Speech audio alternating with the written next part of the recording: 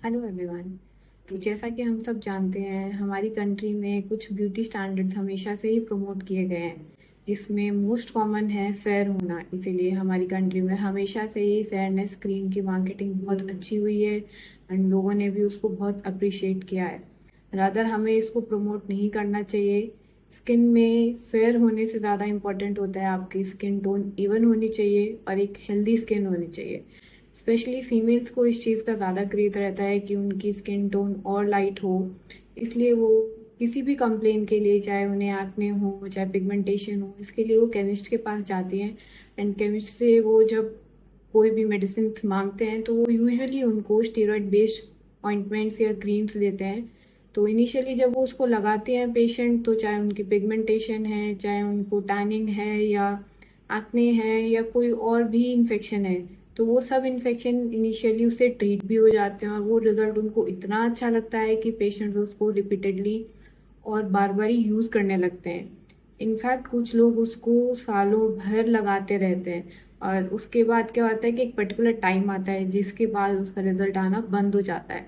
तब पेशेंट को कंप्लेन होती है कि हम पहले तो लगाते थे, तब बहुत अच्छा रिज़ल्ट आता था और उसके बाद में अब रिज़ल्ट आना बंद हो गया। इनफैक्ट उनको किसी पर्टिकुलर फंक्शन में भी जाना होता है, तब भी वो लोग वो क्रीम्स को लगाते हैं ताकि वो थोड़े और फेयर लगे। एंड जो ये स्टीरॉयड बेस्ड क्रीम्स है, ये काफ़ी अफोर्डेबल होती हैं, तो पेशेंट के लिए भी काफ़ी कन्वीनियंट रहता है। एंड इवन जो केमिस्ट है वो hundreds of tubes in a day sold कर सकता है। और जो मोस्ट कॉमनली यूज ड्रग्स हैं वो हमारी होती हैं, पैंडम है, क्वाड्रिडम है या फिर बेटनोवेट है। ये मोस्ट कॉमन है जो पेशेंट यूज़ करता है और वो अराउंड 100-150 में पेशेंट्स को मिल जाती है।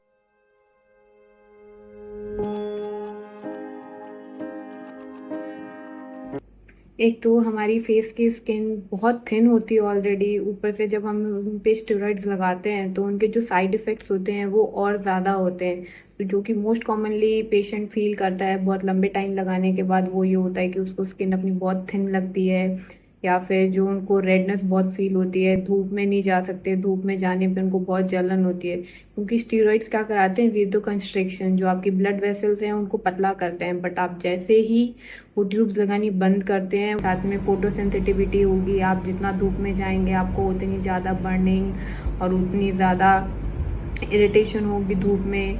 फिर आपकी स्किन इतनी पतली हो चुकी होती है, वो भी आपको फील होती है कि आप जब भी इसको स्क्रैच करते हैं वो इजीली ब्लीड करने लग जाती है, वो परमानेंटली डायलेट हो जाती हैं और वो वहाँ पे दिखती हैं। और साथ में स्किन की एट्रोफी भी होती है, तो वो और ज़्यादा रेड दिखती है। तो आपका फेस, स्पेशली आपके चीक्स जहाँ पे आपने बहुत ज़्यादा अप्लाई करा है उसको, वो बहुत ज़्यादा रेड दिखता है। देखे जाते हैं वो है एरिथमा। एरिथमा मतलब रेडनेस दिखती है आपको अपने फेस पे, क्योंकि वो जो वेसल्स हैं वो डायलेटेड हैं। तो जब हम स्टेरॉइड बहुत लंबे टाइम तक यूज़ कर लेते हैं तो इनिशियल जो पिगमेंटेशन होती है वो तो चली जाती है, बट बहुत जब लंबे टाइम, जैसे आपने कुछ महीनों या सालों आपने लगा लिए, तो उसके बाद आपको कुछ जगह हाइपर पिगमेंटेशन होगी, कुछ जगह हाइपो पिगमेंटेशन होगी, तो बहुत ब्लॉची सी पिगमेंटेशन होती है जो कि बहुत दिखने में बहुत अपीलिंग नहीं लगती है।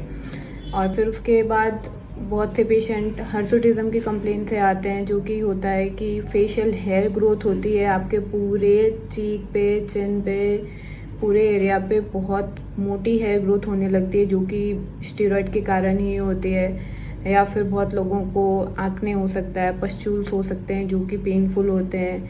फिर रोजेशिया लाइक सिम्टम्स हो सकते हैं आपको दोनों चीक्स पे, नोज़ के अराउंड हो सकते हैं। और कुछ लोगों को स्टेरॉइड से एलर्जी भी होती है। तो एलर्जी में क्या होता है कि जहाँ जहाँ आपने स्टेरॉइड लगाया है उससे आपको वहाँ पे रिएक्शन हो गई है और उस कारण वहाँ पे बहुत इचिंग होती है और रेड से बम्पी से लीजन बन जाते हैं। और कुछ लोगों में ये कंप्लेन होती है कि आप उनको पेरीओरल डर्मेटाइटिस हो जाता है। पेरीओरल डर्मेटाइटिस क्या होता है कि आपको लिप्स के अराउंड यहाँ पे सारे एरिया में रेडनेस होगी, इचिंग होगी और ऊजिंग होगी, जो कि लीजन जो बनते हैं उसमें से आपको ऊजिंग होने लगती है। फिर जैसा कि मैंने आपको बताया कि आपके ये इम्यून सिस्टम जो फेस पे होता है उसको, इम्यूनिटी को भी कम करता है, तो ये टीनिया के इन्फेक्शन कर सकता है। टीनिया यानी कि फंगल इन्फेक्शन। और वो इनिशियली क्या होता है, जब हम स्टेरॉइड लगाते हैं तो वो दब जाते हैं और जैसे ही वो स्टेरॉइड बंद करते हैं वो बहुत ज़्यादा फ्लेयर अप होके आते हैं। इनफैक्ट जो टिपिकल अपीयरेंस होती है टीनिया की वो भी चेंज हो जाती है एंड उनको ट्रीट करना और ही डिफ़िकल्ट होता है। फिर जैसे ही आप ये क्रीम्स बंद करना चाहते हैं तो आपको इरिटेशन होने लगती है और आप फिर चाहते हैं कि आप ये क्रीम्स लगाएं, तो ये एक तरह से आपकी स्किन के लिए एडिक्शन होता है, तो आपको छोड़ना बहुत डिफ़िकल्ट लगता है।